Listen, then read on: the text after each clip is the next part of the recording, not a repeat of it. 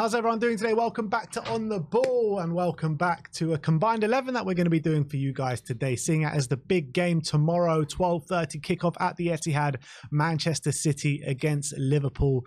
We are here to debate a combined 11 for you guys. So, Sim, massive Liverpool fan. Yeah, massive. We're going 4-3-3 formation today. I think this is actually going to be really interesting to see where both teams are at in terms of what players do get into their starting 11. So we'll start off with the goalkeepers. I think this is a fairly easy one, to be honest, for me. I think Alisson is well clear of Ederson. I think that Ederson is better with his feet, but I don't think it's much of a gap in terms of to put him ahead of him, because I think Alisson is just literally the best goalkeeper in the league by a million miles, in my opinion. Well, I've said Alisson has a shout for being best Premier League goalkeeper of all time, so I can't say that and then say Ederson is better than him. So I completely agree. I don't think Alisson makes nearly as many mistakes as Ederson does as well. I think obviously Ederson is a great keeper, but Alisson is just like he's better at the fundamentals of goalkeeping 100%. And then when it comes to the stuff like modern day goalkeepers do, like playing out the back, I think Ederson's obviously a bit better, but Alisson's still pretty good at it. So yeah, I think Alisson's well clear. All right. So Alisson goes in goal, 1-0 to Liverpool already. Let's go to the right back situation. And it's pretty much Kyle Walker against Trent, I guess. What are you saying? I think I know what you're going to say. But what are you saying? I'm going to go it's a tough one, because Walker as well has a shout for being the best Premier League right back of all time. But if we're talking about right now, how he is right now, I think I'll probably go with Trent. I think that the only thing, in my opinion, that Trent has above Walker is attacking ability and ball playing ability. I think Kyle Walker is better. It's not bad for a footballer. Yeah, I know that, but I think that Kyle Walker is better at every other aspect. I think especially when you're playing a high line, I think Kyle Walker is such a vital player to have with his sweeping that he can do, his physicality, his leadership qualities as well. So I do rate, obviously I rate Trent, but I think for the combined 11, I'd prefer to put Kyle Walker in for all those other aspects I did mention. I think Walker's obviously a better defender. I would throw back at you, yes, he's better at sweeping up, but if you're breaking down a low block, who would you rather have? And that's Trent. And how many times do these teams face low blocks? Nearly every week. And that's what Trent is really built for. Obviously, Trent's amazing at that inverted role that they've been playing recently. Walker lost his place at the beginning of last season anyway, because Pep didn't think he could play it. But then again, he's battled his way back into the team. I think he started every game this season, so credit to him. Yeah, I think he's taken over from Gundogan as well. Kyle Walker is a phenomenal player. But I'm saying right now, I don't know how old Walker is, maybe 32. Trent is 24. Maybe Walker's even a bit older, 33. If I was picking a team right now, I would pick Trent over Walker. I just think his on-the-ball ability is just second to none. It's so good. I know Walker's a better defender, but I think in 90% of games, Trent would be more value. I think in this game, Walker would probably be more value than Trent in this kind of game. But I think in most other games, I think I'd value Trent's input more than Walker's. So that's why I'd pick Trent. Yeah, so I mean, it's interesting. I mean, there is a strong case for both of them, to be honest. There really is. But I just feel Kyle Walker's just a better all-round player than Trent. I really do. I think physical attributes as well, I think are second to none. I think he's unbelievable. At 33, to still have that kind of stamina and that sheer physical presence on the pitch. I prefer Walker. I do prefer Walker to Trent. But I definitely agree with what you're saying. Like, if you're going to play against those low block teams, Trent is a better player to have. But in the bigger games, you want Kyle Walker to play, probably, like you mentioned. So it depends, like, who you're lining up against, who you want to play. But I think when you're judging those two out and out, who is the better player? I think Kyle Walker's the better player. As you say, you're talking about one of the best right backs in Premier League history. Yeah, he was. He's still great. I don't think he's as good as he used to be, but he's still really good. I don't think he's as top of his game though, like now as he was. You know, there's a reason why Pep Guardiola tried his hardest to keep him this summer. You know, usually Pep Guardiola's like, if a player wants to leave, you know, just go leave. Like, it doesn't matter. But Kyle Walker, he actually took a lot of convincing him to stay. It's only certain players like him and Bernardo Silva that he does that for. All right, let's go with Kyle Walker then. I'm happy to go with Kyle Walker. All right. So Kyle Walker goes into right back, left back. It's a weird one to do this because Man City don't really have like an out-and-out left back in the team. It's like Ake or Gvardiol, I guess that's who've been playing. It's Ake, Gvardiol or Robertson. For me, Robertson being the only out-and-out left back, he's been one of the best left backs in the Premier League the last 5 years, if not the best. Gvardiol, I mean, he's only been in the Premier League since this season. Nathan Ake had an unbelievable season last year, better than Robertson, but I still would side with Robertson. I think Robertson's the better player for that position just because how good he is going forward. I would say Robertson last season wasn't as good as he has been, and even this season he's maybe getting back to his best a bit, but still hasn't maybe hit the heights of where he was maybe like 3 or 4 years ago, where he was undisputed best left back in the league. But I think the way Pep plays his left backs, they're like a centre back. They're not like a left back. Yeah. So it's hard it depends what you're looking for.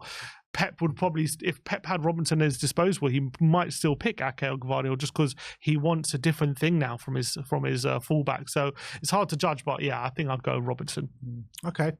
I agree. So what have we got at the moment? We've got Alisson, Walker, Robertson. Let's look at the centre backs now. I think Virgil.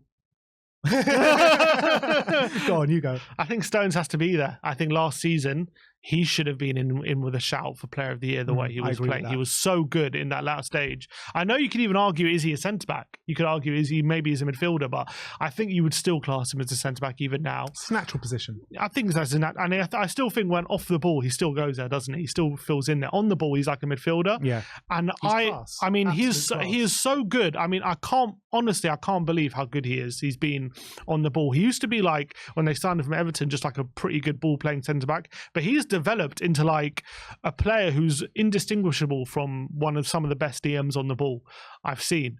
It's quite incredible, his appreciation for space and his ability on the ball to find a man and be press resistant as well. He's not going to be a player who's going to be charging up the pitch or battering in a goal from 40 yards or anything like that, or even a player who sprays the ball that much, long ball, but his just ability to keep things ticking over, find the spare man when required, and then fill in defensively. It's quite astonishing. I thought last season he was by far and away City's probably one of the best centre-backs in the league, and by far and away City's best centre-back as well. Yeah, obviously you've got a number of players to pick from here in terms of the Man City team. You've got, we can even mention Gvardiol. You can mention Ake even at centre-back. You can mention Ruben Diaz. You can mention Akanji. You can mention Stones. I mean, they have just got like a whole wealth of talent at centre-back. And probably any of those centre-backs get into any team in the Premier League. That's how good they are. In terms of Liverpool, I think Virgil van Dijk did have a bit of an off-season last year, but I feel like he is getting back to those levels which he did reach now in this season. I think he's been unbelievable so far this season. So in terms of a pairing, I think I would agree with you with Stones. Now, I would partner here with Virgil van Dijk. Yeah, I'd agree with that. I think Van Dijk is still just a bit ahead of Diaz right now, even though Diaz is unbelievable. Akanji is also having a wonderful time at Man City. Ever since he got into the team, he's become vital for them. But I think if Virgil was at Man City, I think he could be doing what Akanji or Diaz is doing as well, and probably to a better extent. Obviously, you've got maybe a shout for Konate as well, who's been brilliant for Liverpool, but he's just not quite, I feel like, at that level. In terms of... Has he even played this season, Konate? Because he's been in and out of injuries, and he's been on the bench a few times. I rate him quite highly, though. I rate him. I think he's when he's playing next to Van Dijk, he makes their defense a bit better for sure. I feel like he plays better for France than he does for Liverpool, though. I think he's really good for Liverpool. I really do. I think he's a really top talent. And obviously Gvardiol was what I think. Gvardiol was unbelievable now, but I think maybe in a few years' time we're going to be talking about him in the same ilk as some of the centre backs are talking about right now. But as of right now, Gvardiol just still got a bit way to go to get to the levels of like Stones and Van Dijk. Ruben Diaz, I know, he's unbelievable, and didn't he get Player of the Year when they won the league 2 years ago. In lockdown year 2021? He's an unbelievable defender, and to not put him in this team is actually a bit of a travesty. It is, but I think Stones has been that much better recently, and I think Van Dijk is better than him. So yeah.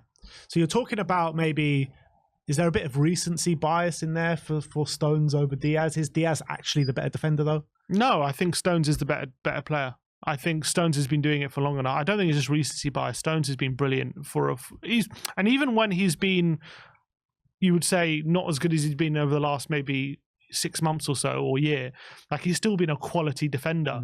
And I think at that level he was still fairly close to Diaz, even though Diaz was probably better than him. Over the last year though, I think Stones has just been clear. Yeah. All right.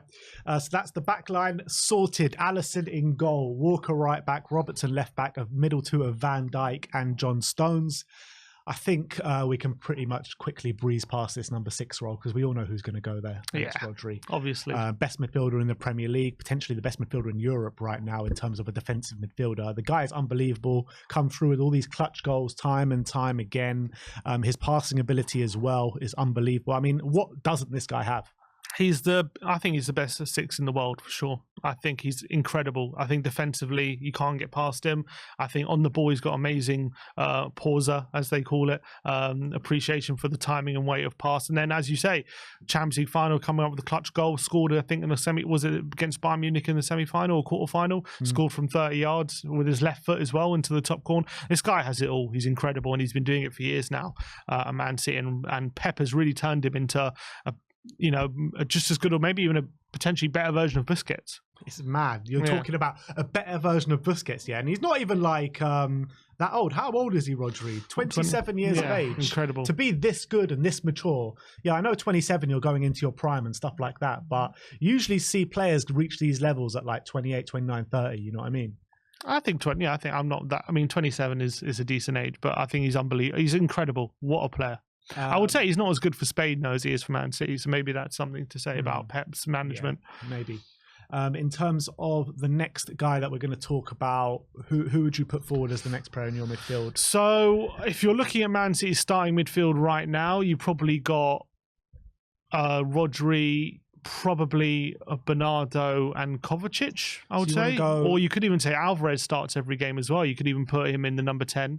And then Liverpool, you got McAllister, you got Szoboszlai, and maybe either Gravenberch or Curtis Jones. I would say that the next position, it's probably Szoboszlai against Bernardo. And Bernardo has to win that hands down. Bernardo is incredible. Yeah. I think he's such a diminutive little midfielder who's so versatile. He steps up in every game. He's such a hard worker. Yet when you get the ball, he's like a little Modric when he's in the centre of the park. There, he's so hard to weave in and out of the midfield. You can't get close to him, and he's got the incredible talent when it comes to the final third as well.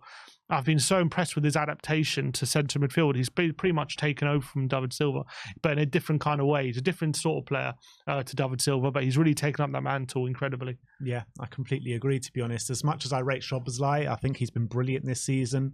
I think he's controlled the midfield for Liverpool for the most part, but I think Bernardo Silva's just been doing it for so many years. He's another player as well, like I mentioned before, that Pep Guardiola just really didn't want to lose. And he's took some convincing every single summer, seems like, for the past 2 years, Bernardo Silva. And whenever people write him off, he always comes back with something special, Bernardo Silva. So I think he's been one of the best players in the Premier League for the past 5 years or something like that. He's unbelievable and a magician with the ball at his feet. So Bernardo Silva gets into that second spot in the midfield. I think the third spot in the midfield has to go to Kevin De Bruyne, hands down, without even question. I forgot about De Bruyne as well because he's injured. yeah, he definitely gets in there, obviously. So we've got all Man City 3. All Man City midfield. Rodri, sense. Bernardo, Kevin De Bruyne. Yeah, I think that's probably, even though Liverpool have really improved in that area, that's still probably the area where they're weakest, probably. Even though I think in a few years' time, we might be talking about Szoboszlai in a different light. McAllister, we might be talking about in a different light in a couple of years' time. Right now, that's still probably an area where you're thinking, especially when they're up against Man City, they just can't compare at the moment. Yeah. But I think the problem at the moment is they're playing McAllister in a 6, and he's just not a natural 6. Yeah. I think once he moves into an 8, more naturally, you partner him with Szoboszlai in the 8, and they get a real good 6, then I think all of a sudden it's a different conversation. Yeah, it's true. Because I was arguing when Liverpool were making these signings that maybe Gravenberch can be that number 6 for them, because he's played the number 6 role before to a high level, but they haven't seemed to want to play him there. So either give him a go there or get a monstrous number 6. They need to do that to really complete that midfield. They got Endo as well, who has made a couple of appearances but hasn't really earned that spot yet. So I think he's still figuring out, isn't he, Klopp? And you got to remember, they signed a lot of midfielders. They signed 4 in the summer, and it's only 12 games in, so he's still working out. Yeah. So that's an all Man City midfield. Let's move on to the right wing. And I think this is a no-brainer as well for Mo Salah, one of the best players of Premier League history and unbelievable player. The older he gets, the better he gets. Yeah, he's still scoring loads of goals. What a talent he's been in the Premier League. I remember when he was at Basel, I remember he played. It's unbelievable to think of Salah now, this unbelievable finisher. And I remember when he was at Basel, when we Spurs played them in like 2012, and he was like known as a player who just couldn't finish. Like he was like getting all the chances but couldn't hit the band door. He was like early 20s, and he was like, I remember he like just couldn't. He got so many one-on-ones and just missed the target or have a weak finish. And now you look at him, he's just one of the best finishers. He's unbelievable. Yeah. What a player. He's timeless, Salah as well. I think he walks into that City team if he's there. So yeah, I think he's walks on the right into any team in the world, doesn't he? Left wing is an interesting one. I want to put forward Jeremy Doku. I know he hasn't played in the Premier League for too long, but I feel like he's got attributes that no one out of this Man City and Liverpool team have. A one-on-one demon, fast, trickery, assists, goals. I mean, he's got everything, this Jeremy Doku. Yeah, you're putting up, if you're looking at, the problem with Liverpool is any of their front line can play anywhere. So you could put Diaz there, Jota there. You could even put Núñez, who's played on the left-hand side there. But I think in a weird way, Doku's biggest competition isn't even from Liverpool. It's probably Foden from Man City. Yeah. Unless you say Foden plays on the right, and then if he's up against Salah, then you pick Salah over Foden, then Doku plays on the left. Who would you rather, Salah's 100% getting in on the right, so there's no space on the right for anyone. So I guess you've got to argue it's a three-way battle, in my opinion, between Foden, Diaz and Doku. Yeah, I don't think Diaz, it's amazing to think I wouldn't even say Diaz over Doku, because Diaz has been longer and he's been great, but I think Doku's just come into the Premier League and exploded into life. And I reckon if you get the goal contributions already, like Diaz is one of those players who looks unbelievable with the eye test. Then look at his stats, he doesn't really get those too many goal contributions as much as you'd expect. And then Doku's coming in, he got like 4 assists in one game, didn't he, against Bournemouth? He's just been unbelievable, and you feel like he's only going to get better and better. Absolutely. Like there was one goal he scored, I think it was against West Ham, where he cut inside 2 players and just slotted it into the far corner, and you're thinking like that is just like he's going to do that so often. I think he's doing that at 21. If he does that maybe 3 or 4 times this season, you feel like going forward he's going to be able to do that like 10, 11 times a season. He's going to become a player who's going to be getting 10, 15 goals a season, you feel like, Doku. And he's not even there yet, and he's still incredible. But that's the thing, right? He's not there yet. So can we actually put him in that team? Because look, he's had some great performances in a Man City shirt, but can we hand on heart say that right now he's done more and he's done better than Phil Foden? I would say I would put him over Diaz, but Foden I'm not so sure. Foden I still think has the edge over him. I still think Foden is such a classy operator. He's so good. And you know me, I predict Foden to get Young Player of the Year every year. I absolutely love Foden. I think he's a top player, and he's got so much more room to grow as well. And that's scary for the level of footballer he actually is. So as much as I love Doku and as much as I do want to put Doku in this team, I don't think you can actually seriously hand on heart say you can put him in ahead of Foden.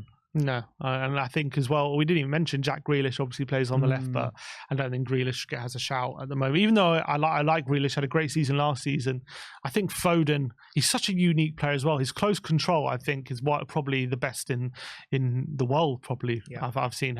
Some of the passes he collects, and just, I think, how's he going to control this? And he just takes it down and in stride as well, and he continues running. I've never seen a player that has a first touch like him, and I've seen people like Berbatov up close, and I think Foden is right up there. You think Foden's got a better first touch than Berbatov? I think that's a good shout of it. I think so, yeah. Wow. I think so. That is a big claim, because I've never seen anyone with a better first touch than Dimitar Berbatov. I hadn't until Foden. I hadn't until Foden. That's a mad shout, to be fair. I'm not sure if I agree with it just yet, but look, we're putting Foden in this team. And up front, obviously, Erling Haaland, or you want to make a case for Darwin Núñez? I would say Núñez is like a Haaland light, isn't he? That's what he is. I think, obviously, Haaland is well ahead of him because he's playing for Man City, and he's got that I think he's just so much more clinical than Núñez. What I would say about Núñez is once he starts being more clinical, then he might even be getting more goals than Haaland. I'm not even joking. Like his physicality is incredible. It gets him in so many goal scoring opportunities. Haaland is just that he's just a bit of a monster in front of goal. He's ruthless.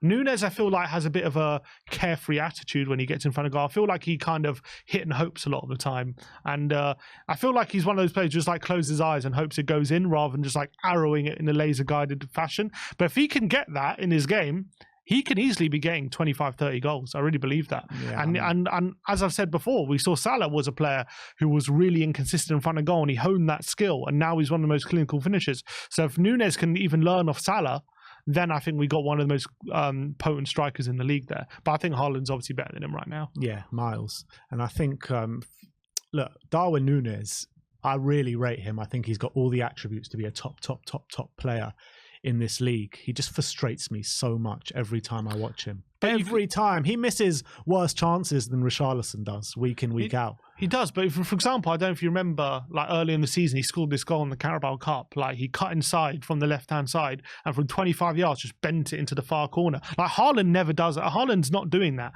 So if Núñez can do that, and then Haaland's not asked to do that though. I know, but I'm saying I've never seen Haaland do that. Like I don't know if I'm sure he's capable of it, but like I feel like if Núñez has that in his locker and then he can just add in those just tap-ins that he's missing, then you've got an unbelievable striker there. Someone who could compete with Haaland. Yeah, but then you look at you're right, but it's all about him being able to brush up on that finishing, which he's not there yet, and we don't know if he's going to do it or not. Like, yes, there's a case of him being able to do that, and if he can do these certain amount of things, then yes, he'll be one of the best players in the Premier League. But I think you can say that about a lot of players. Like if he brushes up on this, if he brushes up on that. No, but what I would say is, you know, I know it's in Portugal, but he was banging in goals left, right, centre. He scored like 30 goals in Portugal, whatever. So he showed he can do it. He just needs to. I don't know what's going on with him in Liverpool, but maybe, I don't know. We said last season he has to do that, and he still hasn't improved it. Less pressure, you know, in Portugal and playing in the Portuguese league, playing in a league he's been at since he was a young boy. You know what I mean? As opposed to coming to the Premier League, the pressure of playing for Liverpool. I mean, I just can't get over some of the chances that he misses, Darwin Núñez. I just can't get over it. Like I would score some of those chances. Yeah, it is mad. It is mad. It's true. All right, so that's the team. Let's run through the team with you guys one more time. It's Alisson in goal, right back Kyle Walker, left back Andy Robertson, a centre-back position of Van Dijk and Stones, Rodri, Bernardo, Kevin De Bruyne, with Salah on the left, Salah on the right, Foden on the left, and Haaland up top. Now it's the manager debate. It's a very interesting debate. Klopp against Pep Guardiola, but I can't look past Pep Guardiola for this. As much as I rate Klopp and what an unbelievable job he's done everywhere he's been, Mainz, Dortmund, and Liverpool, his CV has nowhere near what Pep Guardiola has got. It's true, but the question is, could Pep do what Klopp has done? I think you could make a more of a case that Klopp is more capable of doing what Pep's done than Pep's doing what Klopp's done. Because Klopp, you got to remember, went to the Bundesliga, won it with Dortmund, and I think he got to the Champions League final with Dortmund as well. Against Pep? He didn't win it against Pep. He didn't win it against Pep, but they were still obviously, you know, winning it every year when he was there, and he broke that. He took them very close a couple other times. Got to a Champions League final, obviously didn't quite make it, and then got to 3 Champions League finals at Liverpool, winning one of them, winning the league as well, away from Pep. So. And this is for a Liverpool team who, you got to remember, Pep took over a team that had a couple years prior had won the league and had just got to a Champions League semi-final. Yeah. He always takes over like pretty good teams, whereas Klopp took over a Liverpool team who had been in disarray, and for years they'd been in disarray. Well, to be fair, when Klopp took over, Liverpool were in a title race 2 years before that as well. Yeah, but the season after they'd finished 8th. Yeah. But you're saying in disarray for years and years when they're in the title race 2 years. Yeah, before. But that was the exception to the rule. Yeah. Whereas Pep, I'm saying they still had the capabilities of the players. No, they hadn't, because it was all about Suarez, and he left. Yeah, SAS. It was all about them, and they're long gone by the time Klopp had come. And in his first season took them to Europa League final, and then obviously, you know, went on to win the league many years later. Like, obviously, looking at the trophy cabinet, it's Pep, but I don't know if Pep is capable of doing what Klopp did. Whereas, is Klopp capable of doing what Pep did? And you can argue the same thing, I guess. Why Pep couldn't have gone on to Liverpool and made them a force. I don't see why he couldn't have done that. I think, of course, he could have done that. What, won the league with them? Yeah, why not? I don't know. Because Pep always takes over like the best team in the land. Yeah, but it doesn't mean that he can't go into Liverpool with all that history, with the money. You know, they spent a fair share of money, Liverpool, under Klopp. You know, I think if Pep spends that money for Liverpool, I don't see why they don't go on and challenge and not win the title. I don't know. I just feel like Pep, the conditions Pep works under. I think maybe he could have. I think I just feel like Klopp really fits Liverpool, and then Pep really fits City. If Pep went to Liverpool, would he have won? I feel like would he have won the title at Liverpool? I can't really make a reason why not. I'm just trying to think about it. Would he have won the title at Dortmund? Would he have done that? Would he have won the title at Dortmund? It's a big question. I don't know. It's a big question. Would Pep have won the title at Dortmund? I don't know. It's difficult. We're going into the unknown because Pep has always taken over the best team in the league. Yeah, and taken Klopp over Man hasn't. City, Barcelona, and Bayern Munich. Remember, Liverpool never won a Premier League. Yeah, when Klopp had taken over. Yeah, I know. So, and also, he's kind of taken Pep to the wire in a season or two as well. Yeah, exactly. 2 seasons. He took them to the last day, I think, didn't he? In 2 seasons. I think just by the CV, you have to go for Pep. Yeah, just by the CV is Pep, of course, and also the way he's completely revolutionised the whole game, let alone. And also, you look at Pep, right? He always keeps the opponent second guessing. One year he'll play this way, then he'll come up with some new way to fit in his defenders and this and that. He's always kind of keeping the opponent second guessing and always switching up his tactics and stuff. I'm not sure if Klopp is actually doing stuff like that. I think he's doing it this season for the first time. Maybe for the first time. I think for the first time he's doing it this season. But Pep has a history of it. Yeah, that's 100% true. But this is also, this is the first time that Pep has stayed, I think, longer than 3 years at a club, and is showing he's got the longevity as well. Yeah. Whereas Klopp, they called him 7th season syndrome. But then again, he's come back again this time and rejuvenating the Liverpool team. So, but the thing is, let's say Liverpool won the league this season. That would be an unbelievable achievement, wouldn't it? Would be an unbelievable achievement, but we're only 12, 13 games in, so we got to judge on what we've seen so far and what's happened. And I do think Pep is the better manager. Okay, I'm happy to go with that. All right, so that's the team. The manager is Pep Guardiola over Jurgen Klopp, although I think it is tighter than maybe some people actually suggest about these two managers. So how many Liverpool players were in there? So we got 1, 2, 3, 4 Liverpool players. 4 Liverpool players. Makes sense. Yeah. So you still think Liverpool going to win the league? I never said they're going to win. I'm saying they're in a title race. I still believe that 100%. And all right, we may as well finish off giving our score predictions for the game this weekend. I'm going to go. I went 2-2 in the preview, and I think I'm going to stick with it. Yeah, I said 1-1. And maybe the 12:30 kickoff means they're still going to be waking up the players. But I think it's always a bit less eventful, I feel like, the 12:30 game. So I'm going 1-1. All right. Well, there you have it. Let us know in the comment section below. Do you agree with us with this combined 11? If not, put your combined 11s in the comment section below. Thank you, everyone, for joining us today, and we'll see you next time.